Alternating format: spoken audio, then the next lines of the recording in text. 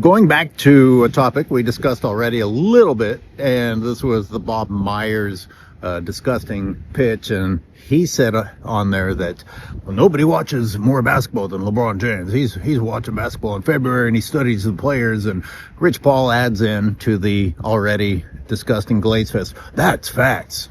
And it's not. I want to remind all you small-minded LeBron people out there that stating that something is a fact does not make it a fact. And as Rick Bucher has indicated, in the case of LeBron James and Rich Paul, it actually indicates that it's almost certainly a lie. Declarations are confessions. If they say it, it's a lie. Now, what are the consequences for lying? Because they just keep lying and keep lying, and one of the reasons that they keep lying is because there aren't any consequences for lying. There aren't any consequences for tampering. What lie am I talking about? Okay, how about if it turns out, and it's revealed, as happened with Miami, that this was planned way in advance. It wasn't I woke up this morning and made my decision. I mean, LeBron James lied in front of a Boys and Girls Club on television. What were the consequences? Zero. Rich Paul and LeBron James are lying to you right now so that they can hype this, where's he going to go? And all these teams want him. When in fact, it's probably going to turn out that they knew what they were going to do at the beginning of the previous season. What are the consequences? That viewers were manipulated, that blatant lies were being told, that this has all been fake. Why doesn't anyone have a problem with this shit being fake? Why are you happy to turn sports into the equivalent of a soap opera? You can go find your stupid drama and stories and happy endings or sad endings somewhere else. Just let sports be sports. And we're following that up with this stupid LeBron James final season documentary. And yes, I understand that The Last Dance featured what was potentially Michael Jordan's final season, but that wasn't because Michael Jordan was saying, hey, this is going to be my last season, come film it. The Chicago Bulls were granted access, unprecedented access.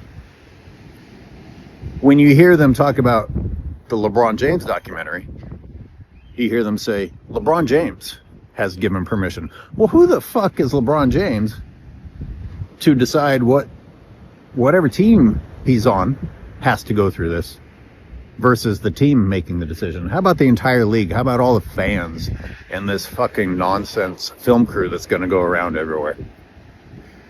And it's not actually documenting basketball. We all know right now that it's going to be gathering footage to help present a lie, a story. It's about LeBron James's personal story. It's not about the competition on the basketball court.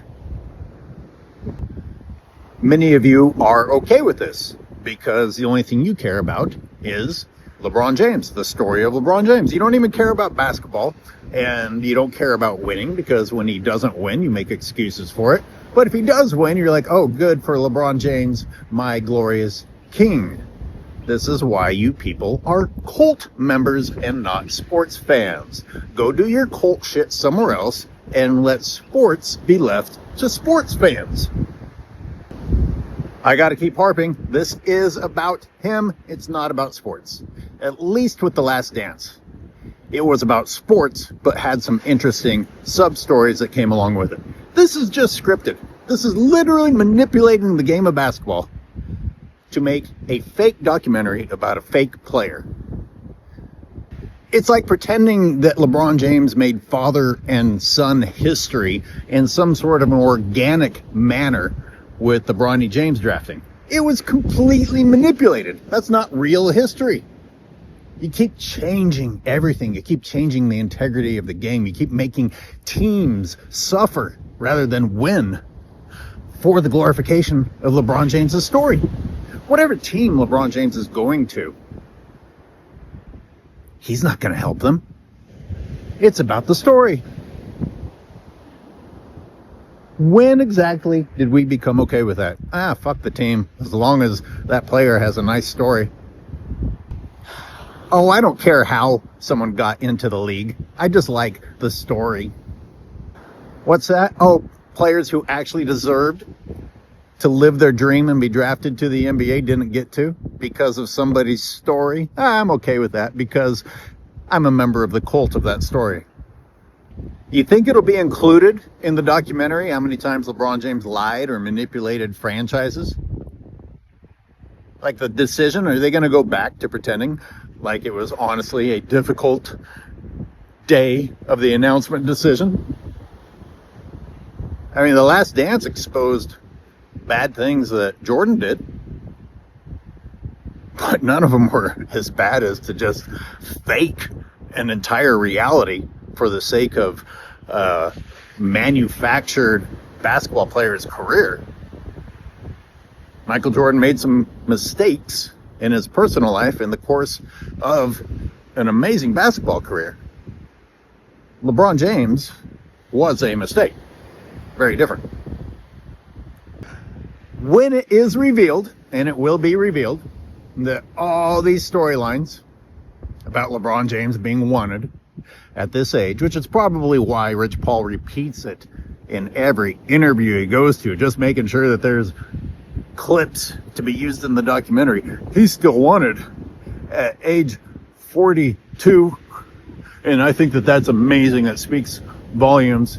No, it doesn't, because none of it's real. It's all a script. This isn't sports anymore. But anyway, will there be any consequences? How blatantly will this documentary lie? How blatantly will this documentary lie? We're going to find out that this was all fake and all scripted, and they knew where LeBron was going a long time ago, and no teams actually were seeking him. But the documentary isn't going to be honest, is it? The documentary is going to continue forward with this idea that LeBron didn't know where he was going, and it was such a tough decision, and so many teams wanted him. It's like, what's best for my family and for my happiness? And nope, it's all fake and all manipulation. And only a really, really gross society and fan base would be okay with that. Consider, for example, the cultish response that fanboys will have when, in fact, it is revealed that these were lies. Instead of saying, no, they aren't, and here's why. Instead of being like, I'm sorry, shit, I'm finally waking up, I'm finally realizing that it's all fake, now that yet another lie has been revealed. Nope. What you'll do is say, oh, well, this was inaccurate in The Last Dance. What you'll say is, oh, well, this wasn't accurate in The Last Dance. Two things. You're probably talking about Isaiah Thomas wanting to harp about, it wasn't a flu, it was food poisoning. Well, Michael Jordan never said it was the flu. They described it as flu-like symptoms. The important part is that he was sick. Like, is the exact reason that he was sick the make or break in the accuracy of the film? But more importantly is the fact that you no longer are denying that it was all a lie.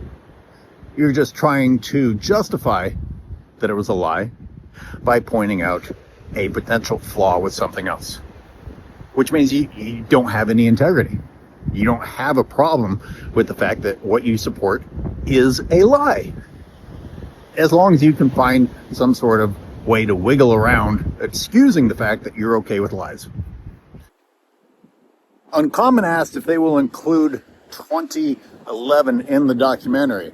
Well, there's different ways of doing it. Let's say they try to copy Michael Jordan and say, oh, this was one of those stages in my career that I look back on. And let's say that LeBron James actually at least admits that it may not have been handled correctly or the best way with the fan base, or it may be riddled with excuses about why he was villainized, and he might play the victim, even though he victimized the league and the fans.